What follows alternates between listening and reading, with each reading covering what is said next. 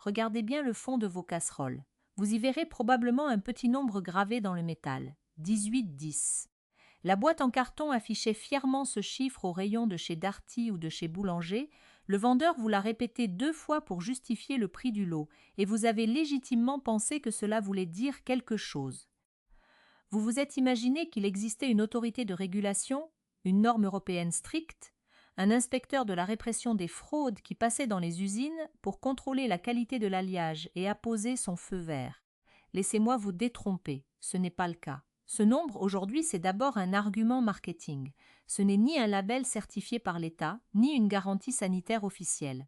C'est simplement un poinçon que le fabricant a décidé de graver parce qu'il sait que cela déclenche l'achat. Personne n'a vérifié. Personne n'a testé la carotte de métal en sortie de chaîne pour doser le chrome et le nickel. La casserole que vous avez payée avec vos euros durement gagnés contient peut-être ce qui est écrit sur la boîte, ou alors tout autre chose. Et à l'œil nu, face au rayon, vous n'avez absolument aucun moyen de faire la différence. Cela fait plus de 15 ans que l'industrie de l'importation spécule sur cette totale opacité. Aujourd'hui, on va décortiquer ce que ce chiffre signifiait à l'époque, où la promesse était encore honnête, et ce qu'il ne veut plus du tout dire aujourd'hui. Je vais vous expliquer pourquoi la batterie de casserole en inox, premier prix que vous achetez en promotion chez Carrefour ou sur Amazon.fr, contient probablement moins de nickel que les vieux couverts de votre grand-mère qui dorment dans le buffet. Familial. À la fin de cette analyse, je vous donnerai 3 tests concrets réalisables directement sur le plan de travail de votre cuisine, pour savoir en moins de 24 heures si l'inox que vous avez entre les mains est conforme à son étiquette. Et au milieu de tout ça, on verra pourquoi le fameux test de l'aimant que tout le monde vous recommande sur les blogs de cuisine et les forums est une erreur technique monumentale. Restez avec moi. Pour bien comprendre, il faut revenir aux fondations, dans les années 1920. À l'époque, des métallurgistes se penchent sur un problème qui empoisonne la cuisine depuis des siècles. Le fer rouille, le cuivre réagit et oxyde les aliments acides, et les étamages à l'étain finissent toujours par s'écailler. Ils cherchent le métal absolu, neutre, qui ne tache pas, ne corrode pas et ne contamine pas la nourriture. Ils inventent une recette, 18% de chrome pour faire barrière à la rouille, 10% de nickel pour la robustesse structurelle et la résistance aux acides. Le reste, c'est du fer avec des traces de carbone. Cette recette reçoit une classification industrielle précise, l'acier inoxydable de type 304, la référence absolue pour le contact alimentaire. C'était increvable. Dans les années 50, toutes les cuisines de collectivités, les hôpitaux et les grands restaurants adoptent cet inox 304 pour les marmites, les plonges et les plans de travail. Les fabricants grand public ont alors commencé à graver le résumé de la recette sous les ustensiles, 1810. Pendant des décennies, cette marque avait la valeur d'une poignée de main. Les ateliers français qui fabriquaient le haut de gamme achetaient leur acier auprès de fonderies européennes qui fournissaient des certificats de coulée pour chaque lot. Ce n'était pas une certification d'État, c'était la parole du fabricant. Et à l'époque, la parole d'une grande maison industrielle avait encore un poids, mais voici ce que personne ne vous dira jamais en magasin. Il n'existe aucune barrière douanière ni aucun contrôle systématique qui oblige une casserole estampillée 1810 à contenir réellement 10% de nickel. Les agences sanitaires surveillent ce qui dégorge dans les aliments, pas la recette exacte de la tôle de métal à l'entrée de l'usine. Le marquage est devenu ce que les juristes appellent un terme d'usage commercial. Quand une usine de la province du Guangdong en Chine frappe ses chiffres sur le fond d'une casserole avant de l'expédier par conteneur vers un entrepôt au Havre, aucun douanier ne sort un spectromètre pour analyser la chimie du produit. La marchandise passe la frontière sur la simple foi de ses papiers d'importation. Un alliage de seconde zone peut porter exactement la même inscription qu'un acier de premier choix et personne ne voit la différence. La majorité des casseroles bon marché que vous trouvez dans la grande distribution viennent de 3 ou 4 méga-usines chinoises qui fournissent aussi bien des marques blanches que des grands noms familiers. La marque sur la boîte n'est qu'un autocollant. Le métal en dessous, lui, correspond simplement à ce que l'acheteur a accepté de payer. Un même donneur d'ordre peut commander du vrai inox 304 pour sa gamme premium vendue en boutique spécialisée et exiger un métal beaucoup plus économique pour les séries destinées au bac de promotion des hypermarchés. Même usine, même presse, même aspect brillant, mais pas le même métal, cet inox low cost a un nom technique, le type 201. Il ressemble à s'y méprendre au 304. Il brille de la même façon, il a le même poids en main. mais à l'intérieur, la proportion de nickel s'effondre de 10% à seulement 4 ou 5%. Et pour que le métal ne s'effondre pas sans ce nickel, on le charge en manganèse, une matière première bien moins chère. Au milieu des années 2000, quand les cours du nickel ont explosé sur les marchés mondiaux, cet inox au manganèse est devenu la norme secrète des ustensiles d'importation bas de gamme. Aujourd'hui, il a envahi les rayons. On le retrouve dans les batteries de cuisine discount, les offres d'appel sur Cdiscount ou les 7 à 60 € sur Amazon, dont la marque est imprononçable. L'emballage affiche fièrement acier inoxydable 1810 en lettres capitales, mais si vous envoyez un échantillon à un laboratoire de métallurgie, le verdict tomberait type 201, à peine 5% de nickel et une surdose de manganèse. En cuisine, la sanction est immédiate. Cet inox bas de gamme tolère très mal l'acidité. Alors qu'un vrai inox 1810 reste impeccable lorsque vous y faites mijoter une sauce tomate, une ratatouille ou une daube provençale, l'inox au manganèse finit par développer des micro-corrosions invisibles à l'œil nu la première année. Et dès que le métal se pique, il commence à relarguer ses composants directement dans vos préparations familiales. Alors, comment en est-on arrivé là? Pour comprendre le piège qui se referme sur le consommateur quand il pousse son caddie chez Darty ou qu'il fait défiler les offres en livraison rapide sur Cdiscount, il faut plonger dans les coulisses de l'industrie. C'est l'histoire classique du marketing qui prend le pas sur l'ingénierie, de la finance qui rachète le savoir-faire pour le vider de sa substance. Prenons un premier exemple très parlant, une marque que tous les Français connaissent et qui s'est installée dans l'inconscient collectif comme une référence de robustesse, l'Agostina. À l'origine, c'est une magnifique signature italienne, fondée au début du XXe siècle, réputée pour ses marmites lourdes et son inox polymiroir qui équipait les cuisines des familles exigeantes. Mais en 2005, l'Agostina a été rachetée par le géant français ESB, le leader mondial du petit équipement domestique, une multinationale cotée en bourse qui doit répondre à des impératifs de rentabilité trimestrielle. Qu'arrive-t-il quand une marque d'ingénierie familiale entre dans le giron d'un mastodonte de l'actionnariat? Les lignes de produits se scindent. D'un côté, on garde une gamme historique prestigieuse, très chère, et de l'autre, on déploie des gammes d'accès à des prix agressifs pour saturer les rayons de la grande distribution. C'est là que le bas blesse. Vous voyez une batterie de casseroles Lagostina affichée en promotion à 149 € au lieu de 299 € pour les fêtes de fin d'année chez Boulanger. Vous vous dites que c'est l'affaire du siècle, que c'est du Lagostina, donc de l'inox éternel. En réalité, pour sortir un set de 5 pièces à ce prix tout en dégageant les marges exigées par la maison mère, il n'y a pas de miracle.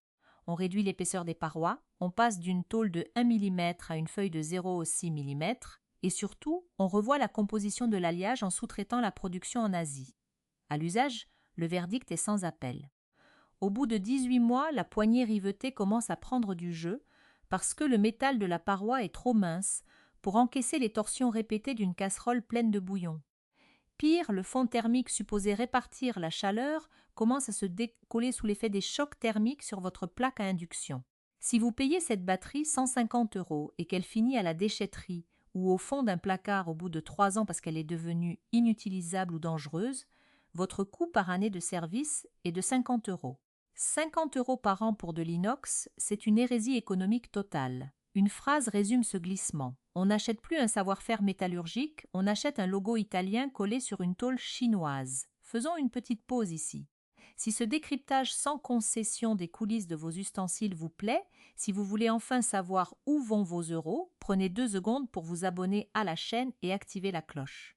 C'est le seul moyen de soutenir une expertise totalement indépendante des marques. Continuons notre inspection des rayons avec un autre acteur incontournable qui s'est engouffré dans la brèche du design et de la modernité, la marque belge Berghoff. Extrêmement présente sur les marketplaces comme Amazon.fr, la Fnac ou Rue du Commerce, et qu'on croise souvent dans les enseignes de décoration tendance type Maison du Monde ou Zodio.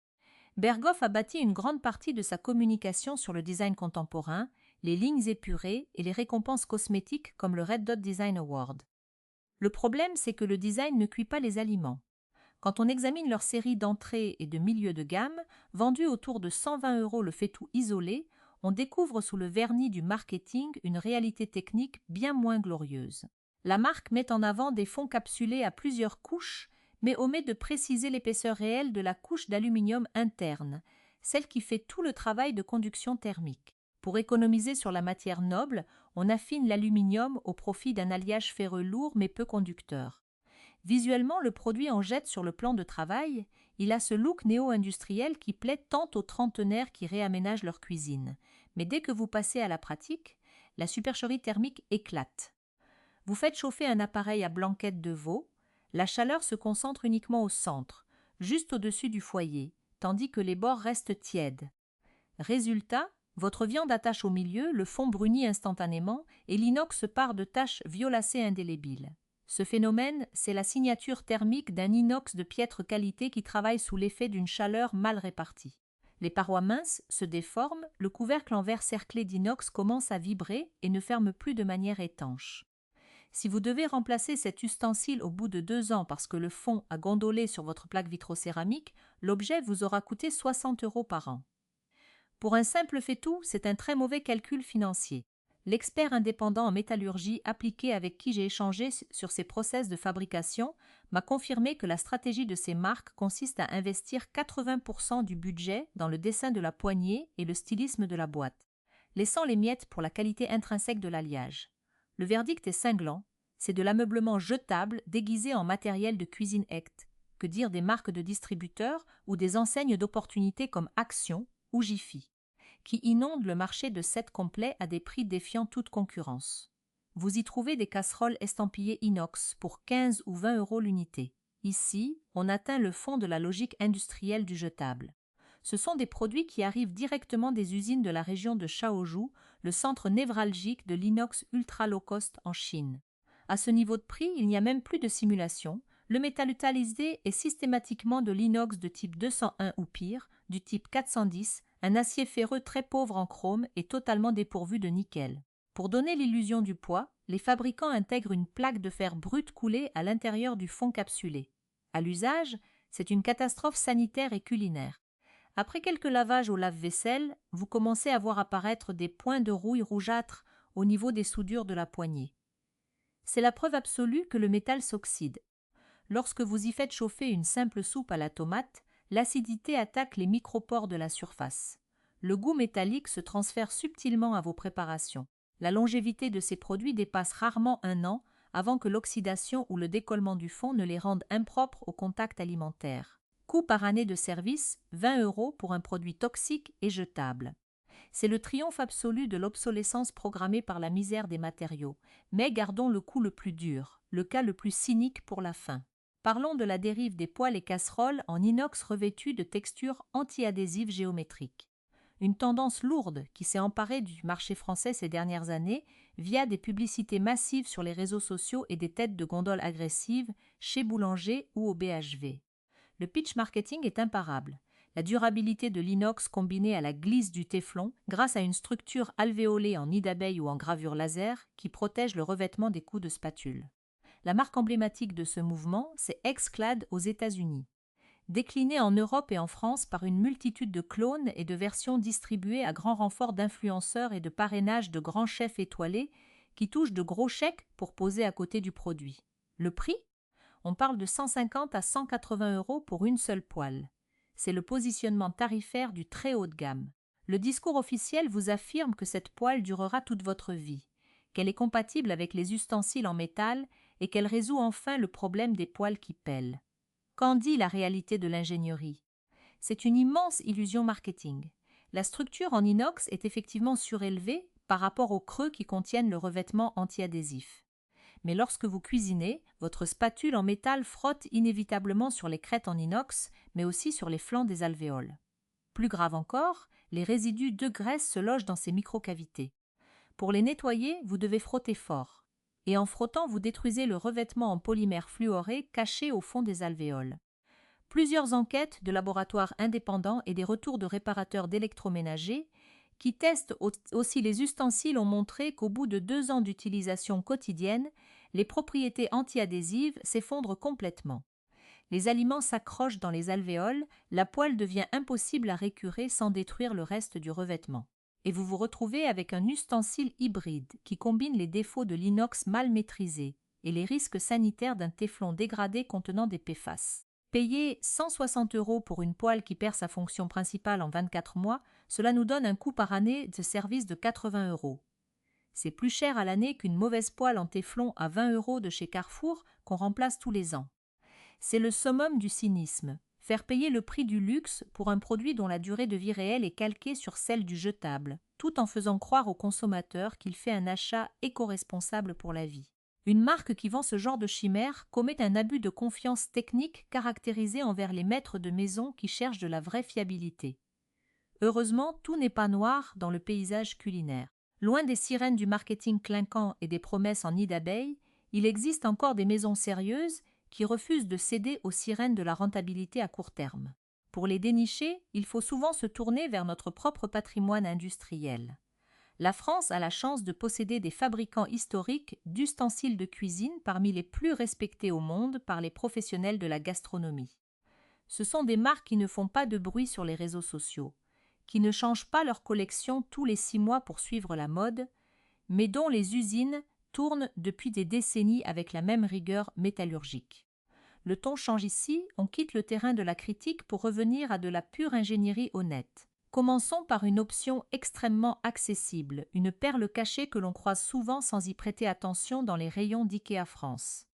La gamme IKEA 365+. Pour moins de 30 € la casserole isolée, ou environ 100 € la batterie complète, la marque suédoise propose ici un produit d'une honnêteté technique désarmante. Contrairement aux produits low-cost des solderies, IKEA utilise ici un véritable acier inoxydable de type 304, bel et bien certifié pour le contact alimentaire prolongé. Quand on soupèse l'objet, on sent immédiatement que l'épaisseur de la tôle est respectée. Le fond capsulé intègre une vraie couche d'aluminium d'une épaisseur suffisante pour garantir une diffusion thermique homogène sur une plaque à induction ou un brûleur à gaz. À l'usage, le comportement est sain. La chaleur se répartit sans créer de points chauds destructeurs au centre, et l'inox ne se pique pas après une cuisson acide. Les poignées sont solidement rivetées, ce qui évite le jeu structurel que l'on observe sur les modèles soudés à la va-vite. Le seul bémol de cette gamme, c'est son esthétique très neutre, presque clinique, et une finition brossée moins flatteuse à l'œil qu'un polymiroir haut de gamme. Mais si l'on regarde les chiffres, le calcul est implacable. Une casserole IKEA 365+ achetée 25 € dure facilement 10 ans sans bouger d'un millimètre. Votre coût par année de service tombe à 2,50 €. C'est la preuve mathématique qu'on peut s'équiper de manière fiable et saine sans vider son compte en banque.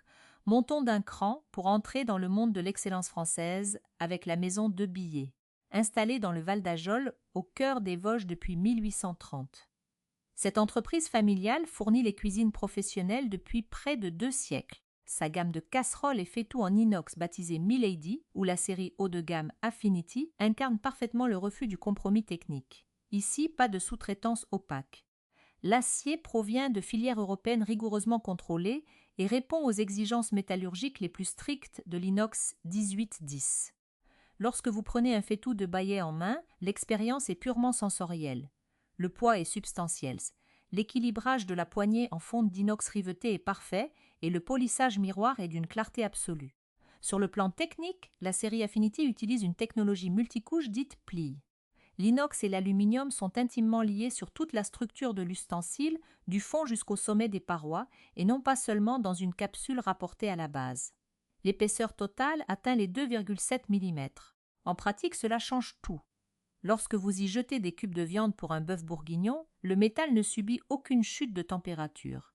La viande saisit instantanément au lieu de bouillir dans son jus. La régulation thermique est d'une précision chirurgicale idéale pour les sauces délicates ou les réductions au vin rouge. Le point faible ? Le prix initial est élevé, compté environ 120 à 150 € pour une casserole Affinity de taille moyenne, en boutique spécialisée comme Dubruy dans la cuisine ou aux Galeries Lafayette Maison. Mais faisons le calcul de longévité. Ce produit est virtuellement éternel. Il n'y a aucun revêtement qui puisse s'écailler, aucune pièce en plastique qui puisse fondre. Dans 30 ans, cette casserole sera exactement dans le même état sur la table de cuisson de vos enfants. À l'échelle d'une vie de cuisine, disons 40 ans d'utilisation, son coût par année de service est inférieur à 3,50 €. C'est l'archétype de l'achat réfléchi et rentable. Enfin, terminons par le sommet absolu de la cesrolerie française, la marque Christelle, basée à Fèche-le-Châtel dans le Doubs. Christelle a sauvé une usine historique d'ustensiles en misant tout sur l'innovation utile et la qualité sans concession de l'inox 1810. Leur concept phare, c'est la collection Mutine ou Casteline à poignée amovible. C'est la réponse parfaite à la configuration de nos cuisines françaises, souvent compactes, où chaque centimètre carré de placard compte. Les casseroles s'empilent parfaitement les unes dans les autres, sans perdre de place. Le système de fixation de la poignée amovible est un chef-d'œuvre de micro-ingénierie mécanique. Aucun jeu, une sécurité totale et une fabrication 100% française. L'inox utilisé par Christelle est d'une pureté telle que la marque garantit ses produits à vie contre tous les vices de fabrication. À l'usage, la qualité tactile du matériau saute aux yeux. Le nettoyage se fait d'un simple coup d'éponge, même après des heures de mijotage d'un pot-au-feu, car la surface ultralisse ne retient pas les graisses. La conductivité thermique du fond multitli est exceptionnelle, ce qui permet de couper le feu 10 minutes avant la fin de la cuisson pour laisser le plat finir de mijoter par simple inertie. Une économie d'énergie non négligeable en période de facture d'électricité élevée. Le point faible de Christelle, au-delà d'un tarif d'entrée de gamme autour de 130 € la casserole nue chez Le Bon Marché ou au BHV, c'est que les poignées amovibles doivent être achetées séparément, ce qui gonfle la facture initiale de la première batterie. Mais la marque propose un service unique de rechappage et de réparation dans son usine d'origine. Si après 20 ans d'utilisation intensive sur une plaque de cuisson inadaptée, le fond venait à montrer des signes de fatigue, Christelle est capable de le retraiter. Une batterie Christelle achetée pour un budget de 500 € lors d'une liste de mariage ou pour s'installer durablement affiche un coût par année de service de moins de 10 € sur 50 ans. Les experts en restauration et les chefs de brigade s'accordent tous sur un point: Christelle ne vend pas un ustensile de cuisine. Ils vendent un outil patrimonial qui se transmettra de génération en génération, à l'image des vieilles cocottes, le creuset de nos grands-mères. Maintenant que vous connaissez l'envers du décor, comment faire le bon choix tout seul face aux rayons chez Boulanger ou en faisant défiler les pages de Cdiscount? Il y a des règles simples et pratiques à garder en tête. La première, c'est le poids. Le métal noble pèse lourd, il n'y a pas de secret. Soupesez l'ustensile. Si un grand faitout vous semble suspectement léger, fuyez. Regardez ensuite l'assemblage. Privilégiez toujours les poignées solidement rivetées plutôt que de simples soudures par points qui lâcheront à la première torsion. Fuyez les termes marketing ronflants sur les emballages. Des mentions comme revêtement innovant issu de la recherche spatiale, poignée connectée intelligente ou coloris collector de la saison cachent presque toujours un produit médiocre conçu pour déclencher un achat impulsif. A l'inverse, cherchez les vrais indicateurs industriels. L'épaisseur des parois clairement indiquée en millimètres, la mention explicite de l'inox 1810 ou du type 304 et bien sûr un marquage d'origine certifié comme le Origine France Garantie. Pour l'électroménager de cette catégorie, privilégiez les commandes mécaniques robustes, avec de bons vieux boutons rotatifs, plutôt que des écrans tactiles qui refuseront de répondre dès que vous aurez les mains humides ou grasses. Attention aussi aux contrefaçons et aux faux avis sur les places de marché en ligne. Si une marque au nom imprononçable vous promet un set complet en inox pour le prix d'une seule casserole de grande marque. Vous savez désormais quel métal toxique se cache sous le vernis. Et n'oubliez jamais une alternative extraordinaire bien de chez nous, le marché de l'occasion. Allez faire un tour sur Le Bon Coin, passez les portes d'un Emmaüs ou levez-vous tôt pour arpenter les brocantes du dimanche. Vous y trouverez très souvent de vieilles casseroles en cuivre lourd, ou des cocottes en font oublier qui attendent une seconde vie. Un bon nettoyage, un culottage dans les règles, et vous aurez pour le prix d'un ticket de cinéma un outil culinaire indestructible qui surclassera n'importe quel produit clinquant acheté neuf, pour arrêter de jeter votre argent par les fenêtres. Le seul vrai changement de mentalité à opérer est d'arrêter de penser en coût d'achat immédiat pour commencer à raisonner en coût par année de service. Acheter une poêle jetable à 30 € tous les 2 ans vous coûtera infiniment plus cher sur une décennie que d'investir une bonne fois pour toutes dans un ustensile brut et nu qui traversera les âges. Jeff vous remercie d'avoir suivi cette analyse jusqu'au bout. Si ce contenu vous a ouvert les yeux, partagez-le de toute urgence avec vos proches. Nous avons tous dans notre entourage un ami ou un membre de la famille qui s'apprête à claquer des centaines d'euros dans un magnifique set de casseroles design qui finira par peler et s'écailler dans 18 mois. Préservons leur budget et leur santé. Et dites-moi directement dans les commentaires, quel est le plus vieil ustensile encore en activité